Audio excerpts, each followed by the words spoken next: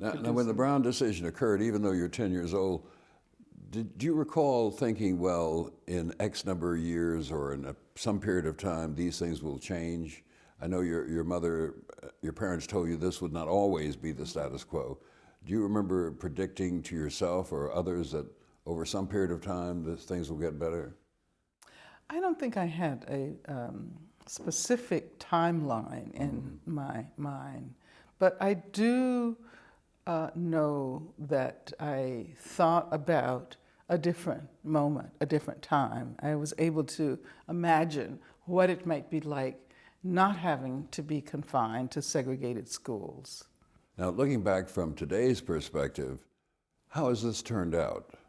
What's your feeling, your opinion about how the Brown victory in '54 and the subsequent victories have played out in America?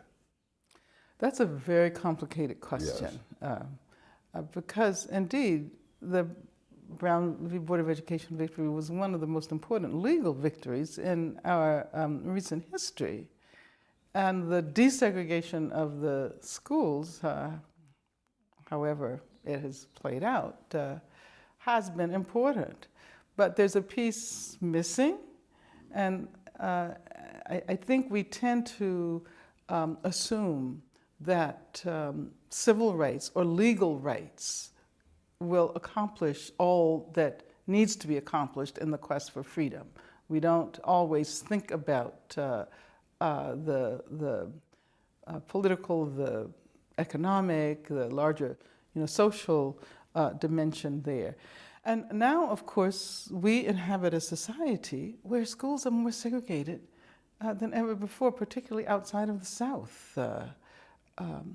And we inhabit a society where schools for young, poor people of color, particularly poor Black kids, are basically prep schools for prison. And so I think, what I would say is that each victory that we win, whether it be a legal victory or whether it be a victory, a political victory or a victory in the area of ideology, creates a new terrain for us to rethink the possibilities of the future. And so I see the Brown v. Board of Education victory as reconfiguring the terrain of our quest for freedom.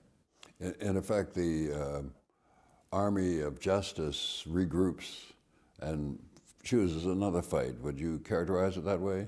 Or knows another fight is yet ahead? Absolutely, Yeah. Absolutely. And sometimes we cannot even imagine the possible struggle until we've achieved victory in one area. And then, rather than resting, which many people assume we do, because of course you win and it's over, rather than resting, we need to ask ourselves, how does this change the possibilities of the future? And what do we now know that we did not know then? And what can we now imagine and struggle for? But that's not always immediately apparent, though. I think I can remember when Brown was decided, discussion in my family, and the assumption that over time, and we didn't know what period of time, over time these things would be swept away and we'd live in a different and better world. And of course, well, let me ask you another question. How has Brown, in retrospect, looking back over your life, how has it affected you?